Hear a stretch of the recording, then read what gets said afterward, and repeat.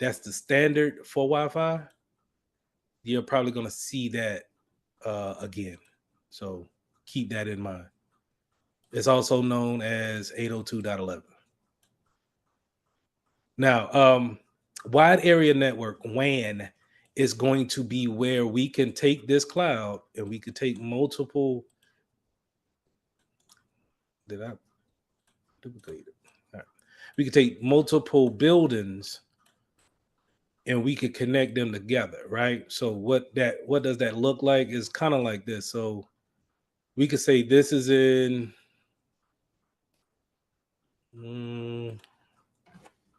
Charlotte, and then we could say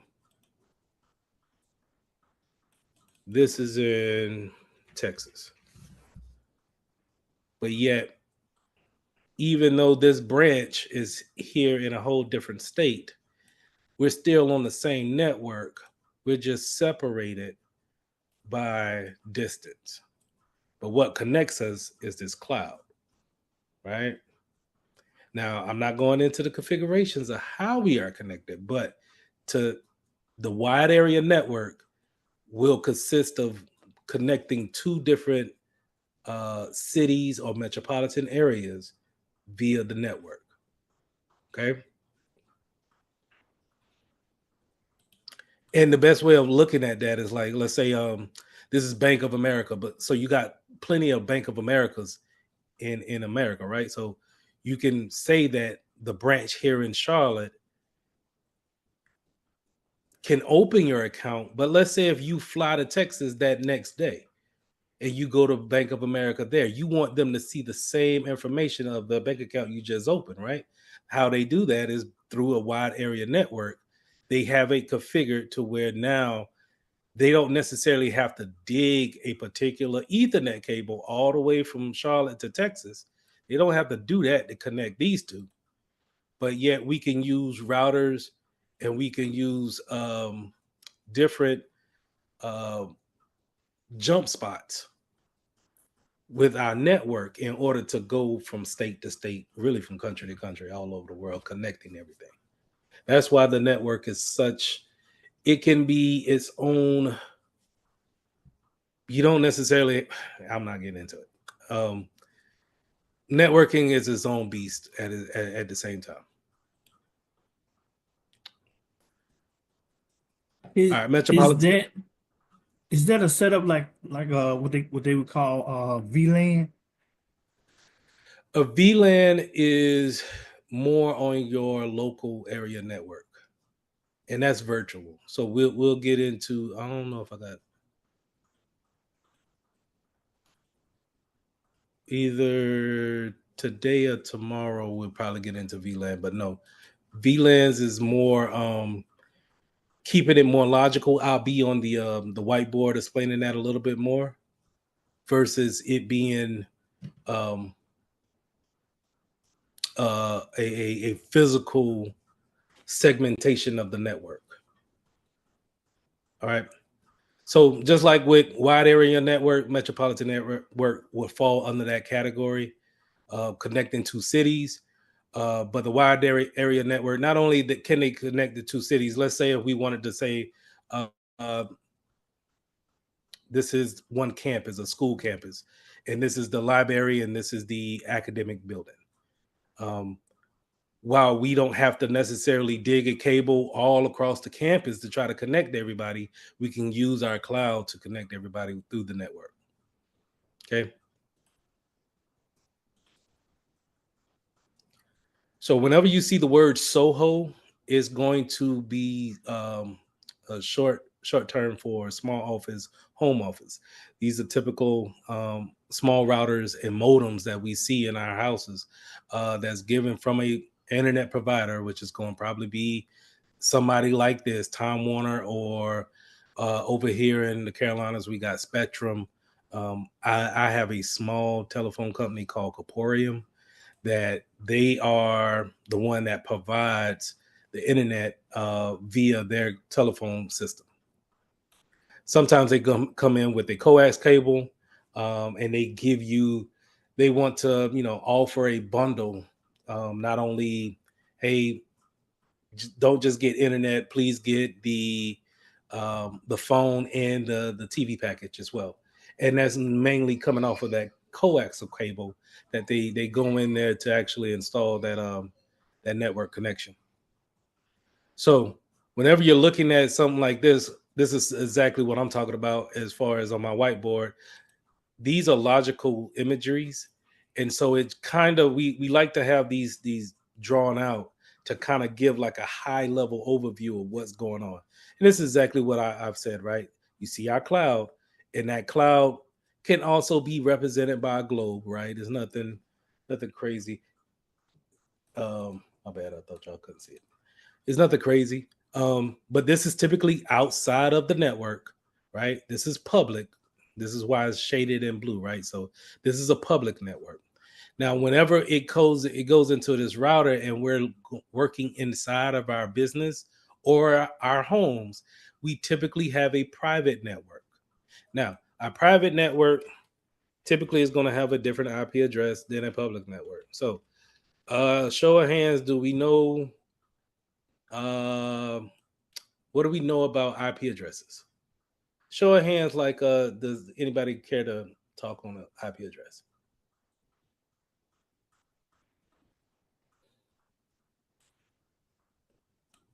Say it again. IP address. Oh, I Oh, called you Karma last time. Is it Camara? It's Kamara. Okay, I'm sorry. It's okay. You can either call me Kamara or Cam or anything like Cam. that. I Yeah, got Cam you. is easy. Okay, I got you. Go ahead. IP address. Um, IP address is where the signal is coming from, pretty much. Like the location or the machine or whatever it is that it's originating from, is what the IP address is. In the grand scheme of things, yes, it does have that capability. Sierra, you want to add? From my understanding, it's like an ID number. I feel like it's an identification number for your specific network. Right. And to Cam's point, that's how we could send things back and forth, and we have our identity of who to send back and forth things to. So both of you guys are right. I like to look at an IP address, which we all, all 21 devices that's in this phone call right now, we all have an IP address assigned some type of way. And your router, your small router that's in your home, it's responsible for doing this. It's responsible of creating these numbers and then making your device have that. So think about it like this. In order for me to send you a piece of mail, I need to get your address, and then the U.S. postal office needs to know a way of how to take the mail that I'm going to mail from my mailbox to your mailbox, and how it gets there is how it gets there, right? It's the same thing when it comes to a network, right? So check this out.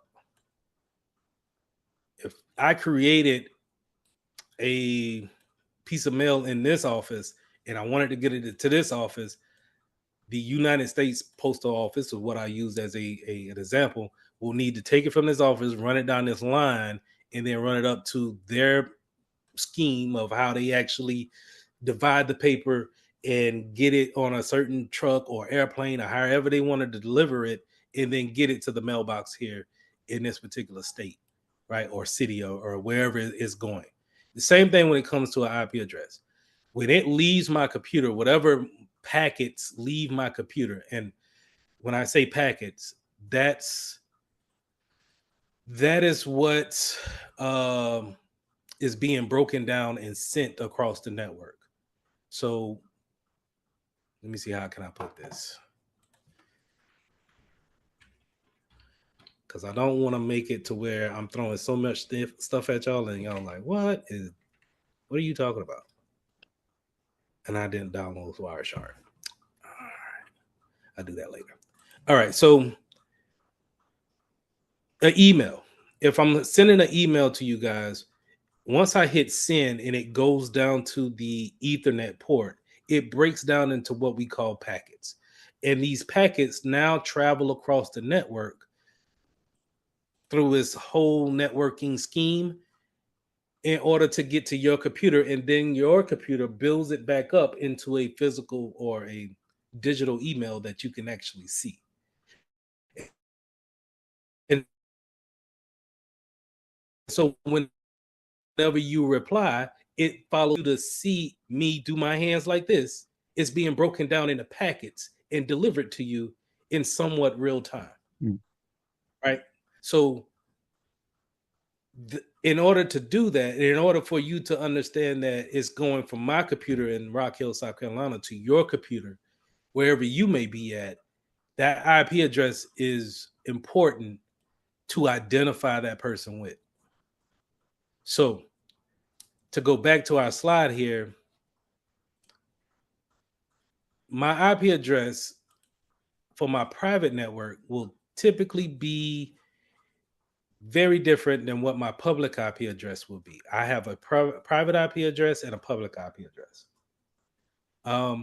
Everybody, if we were to do a command prompt and then open up our command prompt and look for our IP address, we typically might have something that looks similar to this, where it starts with 192.168.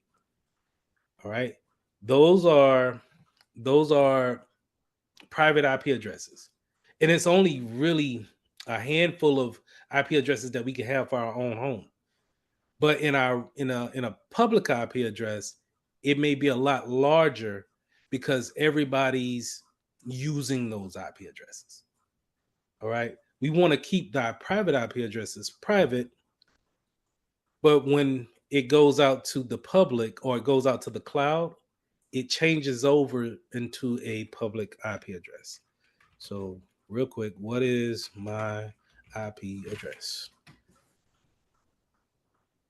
My public IP address, as you can see here, is very different than the 192.168. All right, I'm keeping it high level. Everybody still with me? All right. So it starts off, what you guys actually may see is the 208.104.49.72 coming to your to your computer. But when it comes into your router then changes it over until the 192.168 to send it directly to you. All right. And it needs to do that because you have other things connected to that router, and it doesn't need to send it to that. So that IP address will definitely set you apart from anything else on the network. Now, back to the name of it being a small office, home office router. These are typically not robust routers. Atlanta, what's going on? I just have a quick question. I'm sorry, ma'am. I'm trying to, I don't really know how to Zoom on my phone, so sorry. Let me try to turn my video back on. Okay, so with the addresses, the routers have the private network IP address. So the public ones, all of those come from the towers, like the big tall towers? They will come from your internet provider. So they have routers too, right? And what you're referring to, like those big tall towers. So those routers, I mean, those towers will have routers connected to them, and they all talk to each other.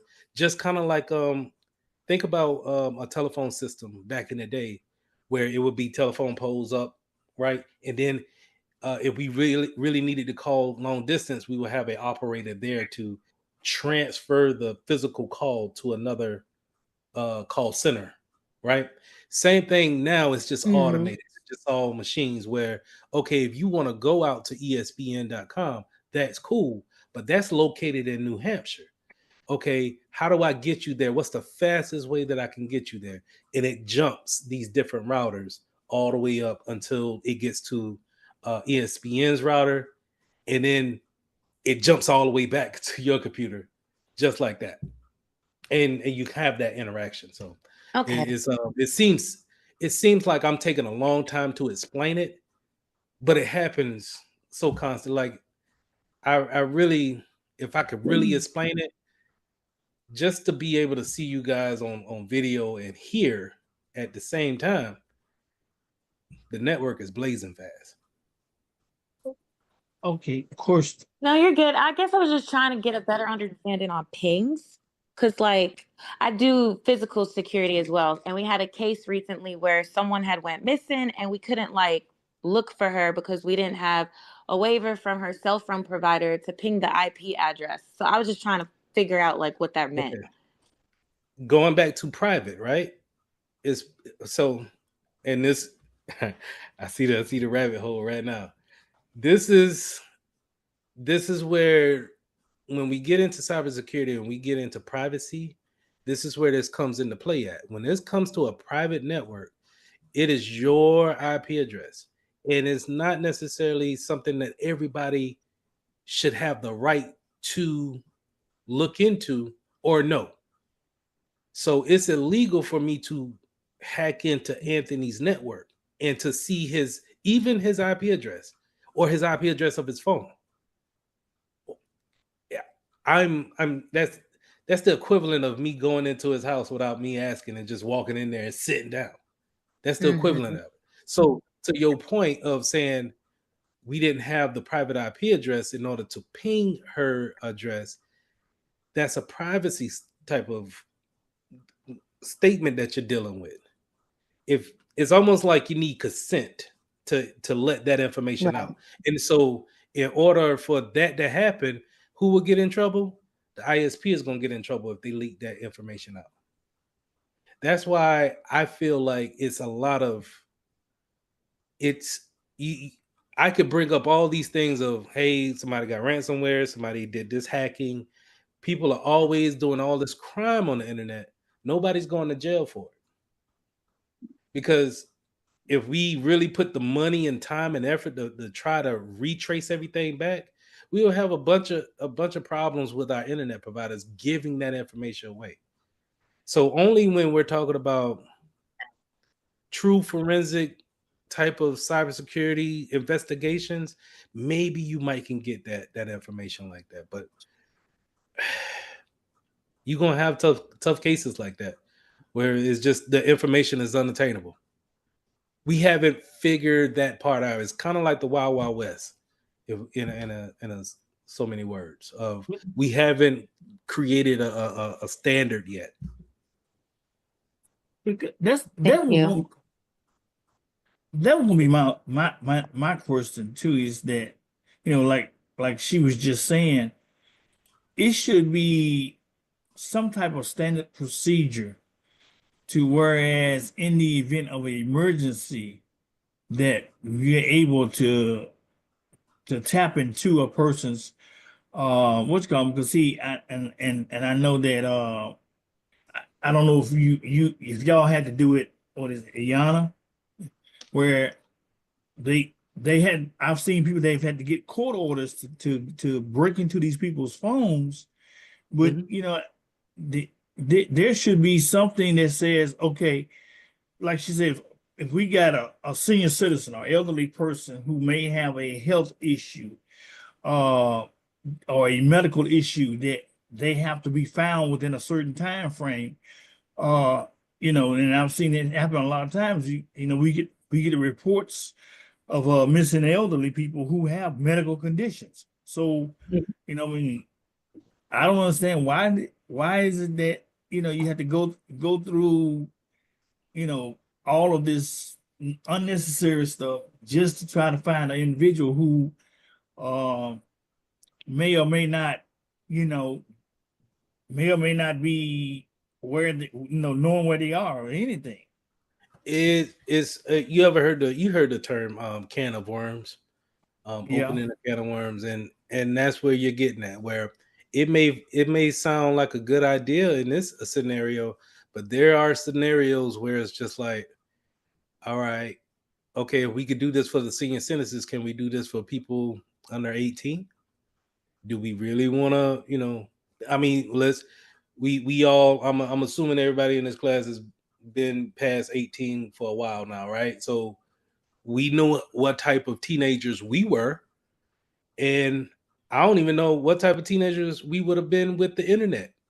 but we didn't have it like that. But what I'm getting at is that, do you take away that privacy piece of it and say, you know what, I have suspicions of this, that, and the third. I'm going to open your phone and see what's in there.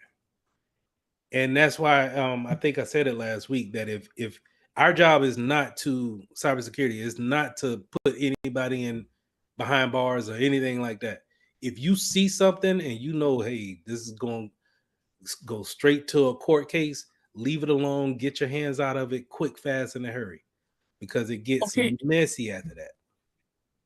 Yeah, but then why do we have all these wonderful apps on our phones? Because if I set me a policy up and tell you, hey, don't do this on my network, then I can say, all right, I told you something and you signed it.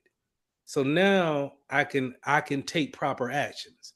But if if you just pop up and say, hey, go into this person's phone, I don't know that person from, I can't do that. Yep. But we have these tracking apps on our phones. That's what I'm wondering is, we do the family 360 thing and Right. all of that You stuff, read so the, we can try to the keep up. privacy notice on that? I'm pretty sure they covering themselves now. Hey, you tracking somebody? Hey, all right. Go ahead, Sierra. I'm sorry. Go ahead.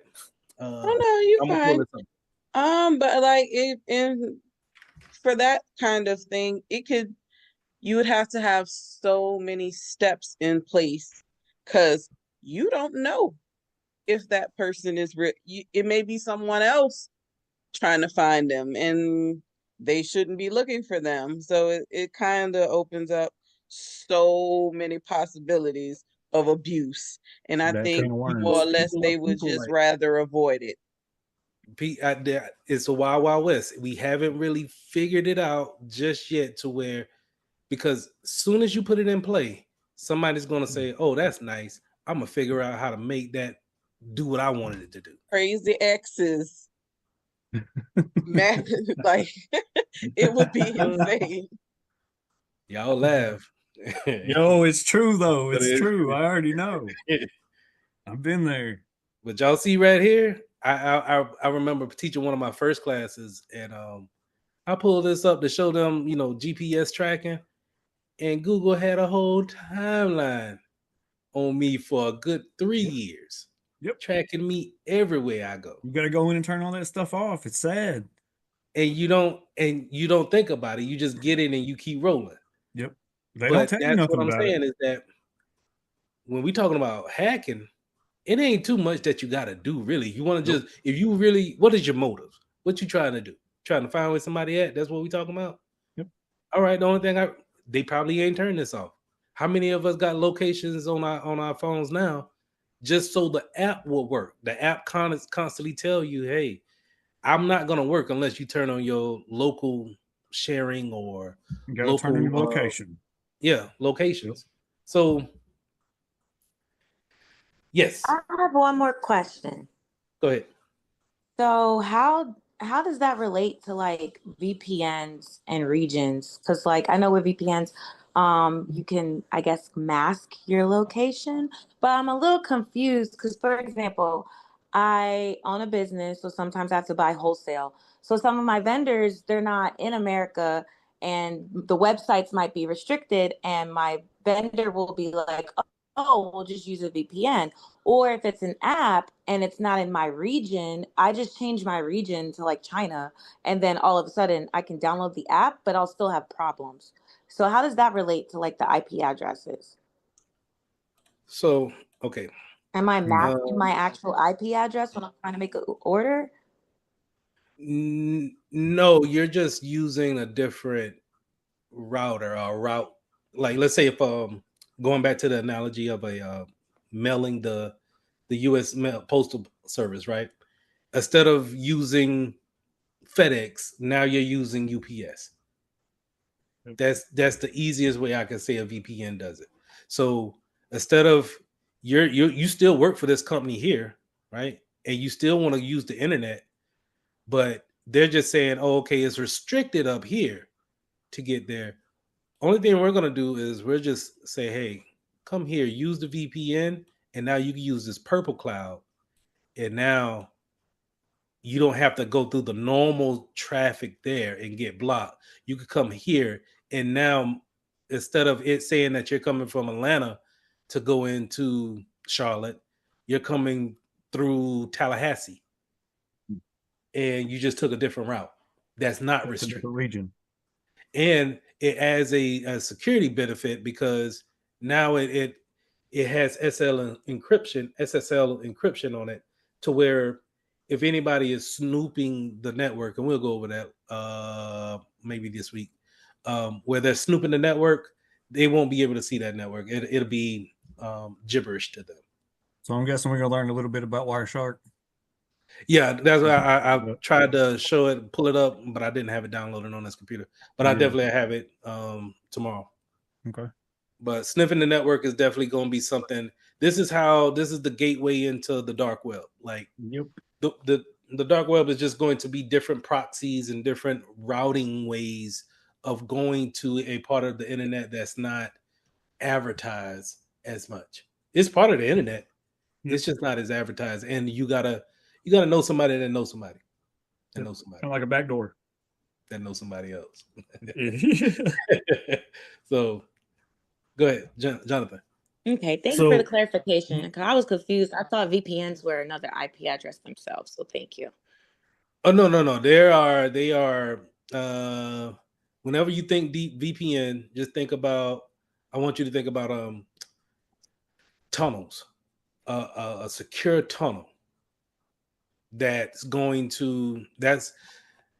keyword that you're going to see on the exam, but it's a secure tunnel to the secret type of different routing, but still going to your different still going to your same address or destination, and your destination is going to send it back through that VPN, as long as you stay connected. Thank you. Mm-hmm. Now, the other question that I had before we went off into the wild world of privacy, when you talk about the switching of the IP addresses, will we talk about at some point when we using like the 8-port hubs and stuff like that, the mini hubs or something of that effect? CompTIA doesn't bring up hubs as much. They just want you to know that when we do use hubs, they are kind of repeaters, but they don't necessarily, we are not looking at them as being smart switches or things that we can take control of and then be able to direct traffic. Chat. Now, if you don't need to be on, you ain't got to be on the camera if you're driving now. It throws me off. I'm sorry. I just don't want to, I got you. All right. Because when we plug the cable from the internet box into a switch and then run those cords from there to our computers and everything, is going to give out a different IP address one. On a hub? Yeah, see, if when we use the hubs where we might have 2 or 3 computers sitting here. I might have my laptop here and might have my desktop, and stuff and everything. So I'm plugging in both the laptop and the computer into the hub rather than directly into the box, because the box may or may not have more than one port. But if that hub talks back to the router, to the modem, the modem is responsible for giving out those different IP addresses. We'll go over that tonight with DHCP, and I might talk about static IP addresses. But all right, let's keep it moving. Good conversation though. This is a topology of a business setup where we have our internet providers, right? We just talked about VPNs, right? A lot of times these big businesses, we all seen it with COVID, right? Everybody had to go home, and then they had to get right with their VPN and remote access to bring people from home back into the office virtually. So this is where we want to set up our VPNs, right? Now, going back to what we were talking about, it's not necessarily saying that it's a bad way of doing anything, but business wise, we could set up our VPN and keep our workers home, but yet we're just making them be anywhere that they want to be because this VPN sits directly on their PCs. But we also have kind of like a what we call a VPN concentrator here at the business that talks to each other. So whenever someone is working from home, they connect in with the VPN, has that secure tunnel, and they go and talk directly to the VPN concentrator here at work. And now they can access the things that they would if they were in the office. It doesn't matter where they're at in the world, long as they have some type of internet connection, they can always seem as if they're on the network at the building. So that's a great thing to have. But things coming in from the internet, you got your internet service providers, and then we could go out into a DMZ or a VPN. A DMZ is more of a public facing entity, so something that maybe our customers need to get in contact directly to us, but not necessarily into our internal network. So we may give them a DMZ to actually talk to. An example of that would be if you're ever dealing with a bank and you got to give them some paperwork and you need to fax it in or email it to them directly. It might, instead of you putting it directly into the network, they may want you to go to a DMZ router or a jump box, what they call, and put the paperwork there, and then they go and grab it from them, from that. All right, your core distribution will be where your routers and your switches are, and these all work together. So these 4 parts, these routers, and then your switches is gonna go out to your access points or your patch panels. Now your patch panels is where, if you're thinking about a business environment or a cubicle environment, your patch panels is going to be like on every floor, but your end users will, plug up at their desk, and that wire runs back to a patch panel. That patch panel is kind of like what Jonathan was saying to me. This is how I look at a hub. A patch panel is just going to relay that signal down to the switches. Now, the switches are a little bit more smarter to where they can create those VLANs that you were talking about, to where if we wanted to, well, I'm not getting to that. But anyway, they're a little bit more smarter to tell networks where to go, what to do. And we can send it around to different places. You also have access points. So these are going to be typically Wi-Fi, and all of your Wi-Fi devices can connect and talk on the same network as your plugged in devices. But then we have some resources here, servers and then printers. And I'm always refer to these as resources or objects on the network.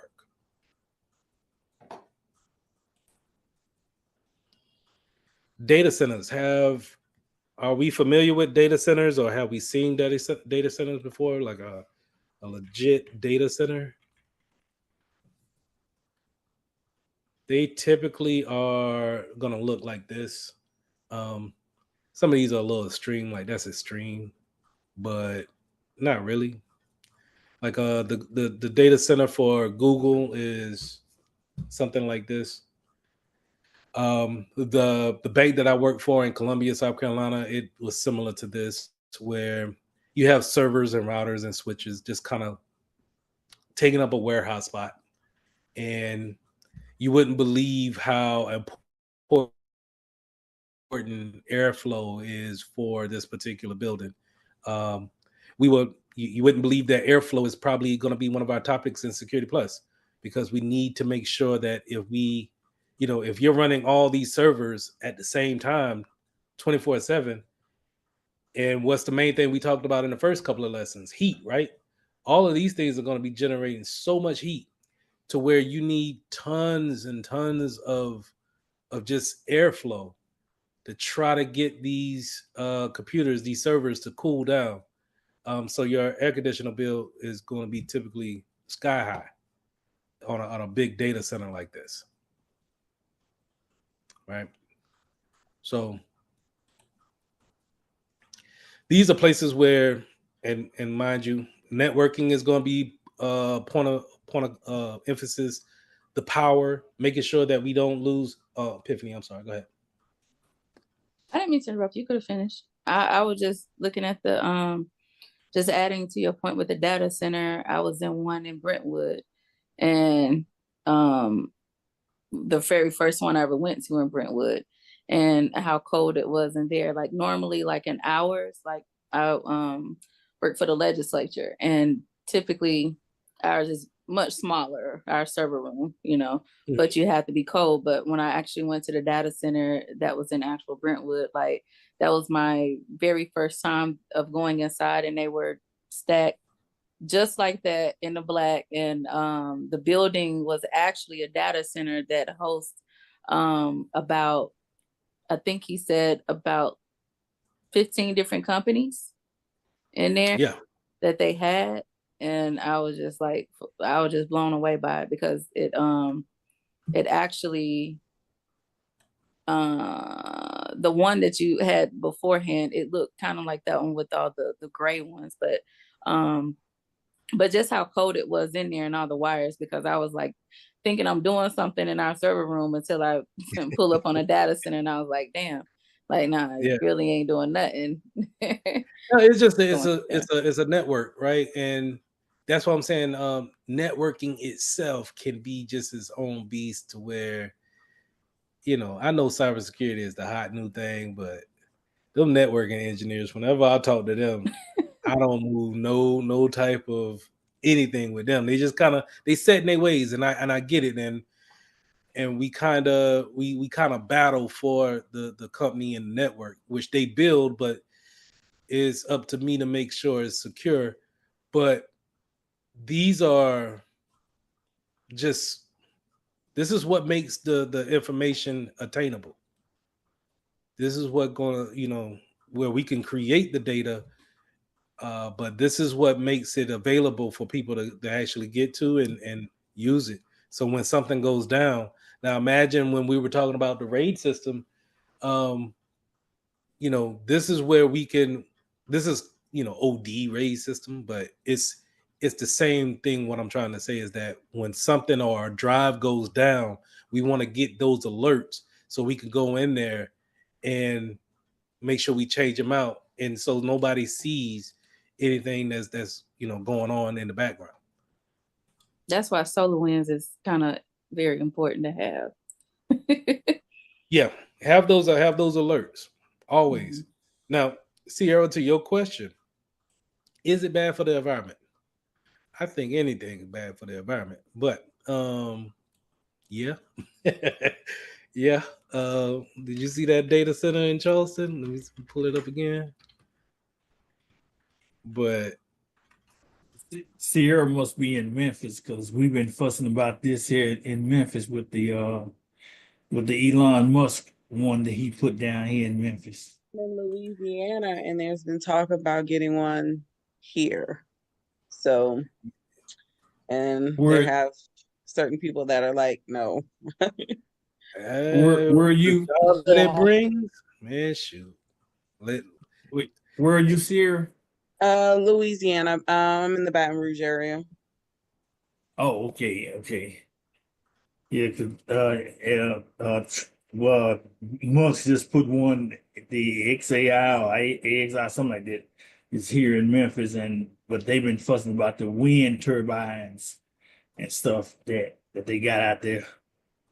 That's why I harp on the data center. I mean the cloud, and we haven't got on the cloud, but the cloud being a great backup could be the end all be all to RAID and any type of on-premise backup systems that you may have, because this is not just in South Carolina. This is all over America, in different continents. All these data centers are everywhere. And just to back up, like if they were to get hit by, let's say, a major storm, I'm gonna imagine the backup systems on these things is massive. Just because, you know, you don't want Netflix to go down. But now, when you talk about data backup and stuff like that, you know, when we're constantly telling them to have offsite servers and everything, you know, I can't understand the problem of having these data centers if we're training everybody to say, okay, you got an office here in Memphis. Well, you need to have an offsite somewhere like Baton Rouge or like Mississippi or Arkansas, so anywhere away from your actual location, just in case something does happen.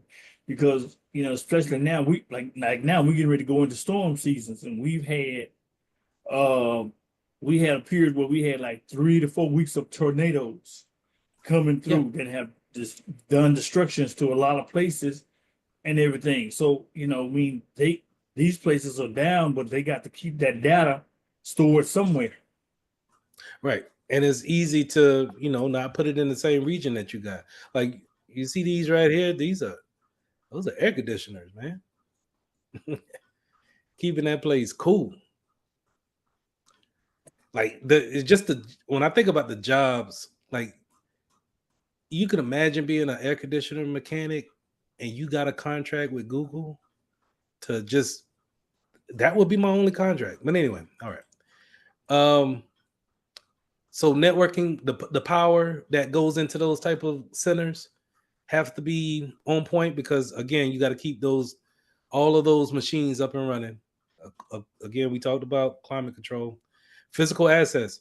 So whenever you go into a data center, when it comes to the cybersecurity part of it, when it comes to physical security of that type of data center, you want to make sure that you have people sign in, sign out, and maybe 1 or 2 people go in to the data center at a time. It doesn't need to be a team of people that goes in. Only because, you know, when we're talking about, where's my picture? When we're talking about all these servers, it's easy for me to just plug in a USB stick and just leave. So you're talking DoD security clearance on? No. It ain't got to be that serious. Not for, let's say if you're working for Bank of America again, and their data center looks like this. You don't have to, just make sure we got one vendor that's coming in. You pair up with that vendor, you go into the data center, you make sure that they don't do anything that they shouldn't be doing, and then they leave. Because it's easy to just plug in a USB stick that's going to then run a code later, and nobody's checking for it because it's such a, you know, a large space. Who's really going to go and check these every night? So the physical assets control of it is very important. We kind of hinted at the SAN area network, where we're talking about storage, where we're talking about backups and being able to, this is literally what the cloud is. It's just data centers. So wonderful places to keep those types of backups that we need. All right. Now I hinted at personal area networks back up in slide 3, where we're talking about local area networks, but personal area networks, PAN, is where we have very close networks to ourselves, our persons. So think of this as a hotspot on your phone. They're typically going to be just networks that we probably can't connect to outside of 3 to 5 feet. right? Then it kind of degrades the connection, and we're not able to get that type of connection. Internet of things could be in that type of category, but I'm looking at Internet of Things as probably being something that can connect to a personal network, and be able to be something great to wear. Then we all know what Internet of Things could be: smartwatches, um, the smart stove that we got, or the doorbell, the smart doorbell, or I seen a smart washing machine. All of those things, pretty much anything that can talk to the internet, but it's not necessarily. It doesn't have a full motherboard like a computer would, and it's limited to only certain type of features. All right, so let's 4B. Let's compare the network and hardware. Network interface cards. So our NIC card. This is where we talked about Ethernet hookups. This is where we talked about that Ethernet cable is going to plug into here. They're not becoming a thing of the past, but I've seen a lot of new laptops. They don't come with an Ethernet hookup, or they're trying to get to a slimmer look, and so they're cutting out this NIC card face because it needs to have that box for the cable pins to make that connection.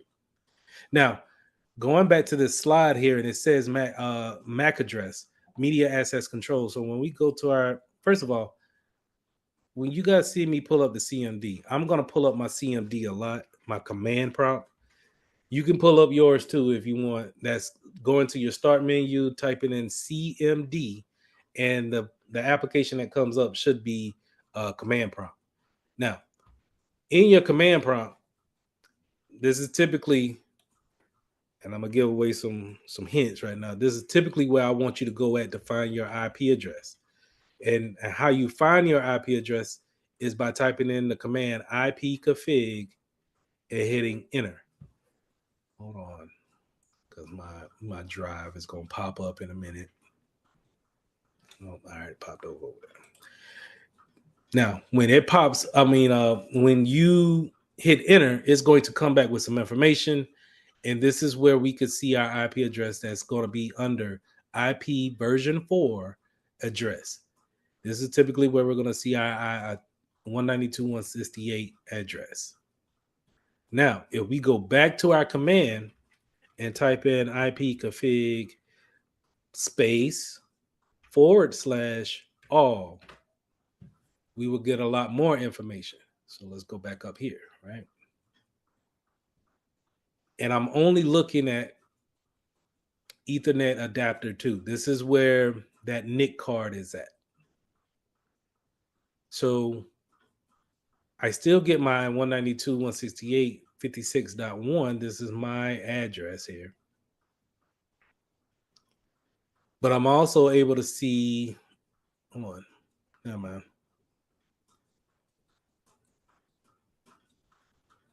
No, I'm here. Yeah. Make sure. Oh, 56.1.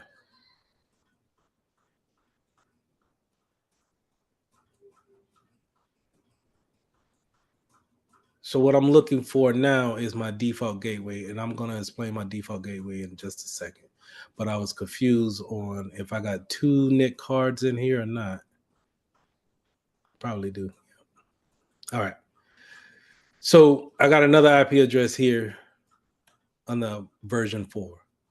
So if I ask you guys in the near future to get up with a group, and I give you the group, and I ask you guys to, hey, we're going to fill out the information of how to get our own IP addresses, and we're going to write down our IP addresses. This is how we go about doing it. We're going to open up our command prompt, and then we're going to type in the command ipconfig all in order to get that particular information. I'm going to put that in the chat. Just in case y'all might, I don't know, have a group discussion this weekend. Now, another important thing to know about is your default gateway. Your default gateway is going to be the address of your router in your house. Now, your router in your house has a login page that we'll talk about later. But how we get to that login page is by putting in this IP address in our URL, and then it should take us there. If you haven't been there, don't do it yet because it may throw you off and throw you out of the class. Let me do that, and then y'all can try it on your own. All right, but it also comes back with some other information such as a MAC address. Now, the physical address is AKA the MAC address. It doesn't say that here, but trust me, physical address, AKA MAC address. For the exam, know that. Physical address means MAC address. The MAC address means physical address. And it typically will have a nomenclature like this. It's paired up with letters and numbers. And it's going to be 2-2-2 of a pair, right? So it's going to be 6 digits altogether of these pairs. And these first 3 digits are going to be from your manufacturer. And then the last 3 digits is going to be unique to this particular adapter or whatever that has that MAC address. I'm going to say that again. So the physical address is the MAC address. The MAC address is the physical address. The physical address or the MAC address will typically have 6 digits, but they're paired up in the different hashes or place marks, right? It could be letters or a combination of both. And the first 3 digits or the first 3 pairs is going to be the manufacturer, whoever made this network card. And then the last 3 will be unique to this particular one that's in your computer. All right.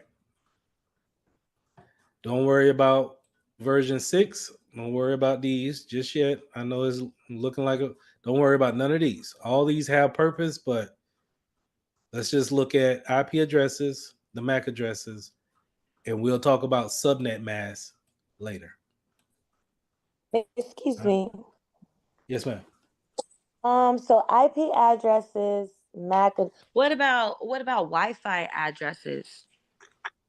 Because I know, like on my phone settings, I saw something one time called Wi-Fi address, and it's 6 different. It's pairs. It's 6 pairs, like 54 dash blah blah blah dash blah blah blah 6 times. Your Wi-Fi address should be the same thing as your IP address. Okay, so it's the same.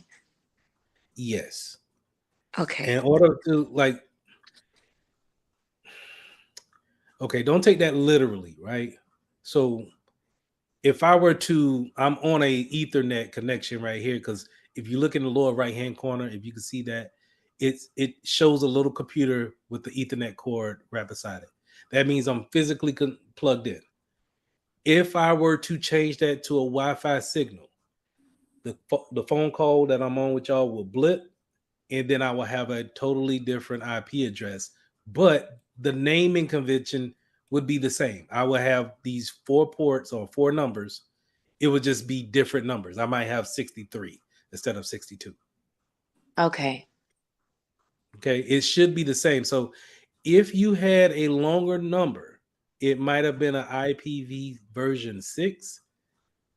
This right here, it could have been that. Now, for mobile devices, IPv version 6 is a lot better, but we'll get into that later. But I just didn't want to, I didn't want you to get confused that what you said was right. It's the same thing. It should be the same thing, but I'm not too sure on why it would look different. Okay, and I think I'm just a little hemmed up with the MAC being like the physical. Like when you say physical, that means the owner's actual physical address as well, like their mailing address. Don't get confused with that analogy in that. Okay. So when I say physical, when I say the physical card, I mean this particular card that I could buy from Amazon right here and throw it in a computer. I mean Okay. that physical. Okay, got it. The card. Got And it. that Thank you. physical is AKA the MAC address. And the reason why I don't want that to be mixed up is because on the exam, they're going to ask you, they may ask you, they may have something on here like give me the MAC address of the Ethernet 2. And you have to look down here. And it doesn't say MAC address, it just says physical address. But you have to know the difference. You get what I'm saying? Mm-hmm. Okay. And I Thank just you. don't want that to get mixed up. Okay. Can you go over the MAC address one more time? I know the first three you said was the make of, like the computer. Yeah. So check this out. So Yeah. the physical address is the MAC address, and the MAC Yes. address is the physical address. Yes. The first three octets, I'm gonna just call them octets, but they're placeholders, right? So we could do this, and let me get me a little window out here. Bear with me. No, you're good.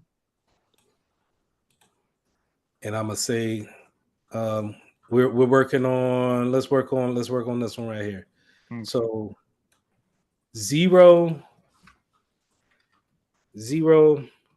A 0A dash 00 dash 27.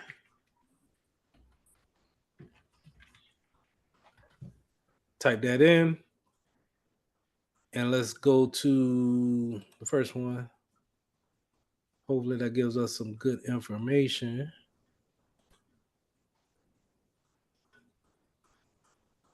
So this is a unicast product. Okay. Unicast might be a company that makes. Oh, hold on. They might make the Ethernet card, is what I'm trying to say. Okay. But that first three octets is going to determine who is it built by. So let's do another one. I don't think that was a good one. CC, I'm doing this one right here for the other one. CC28. My numbers ain't working, man. 28.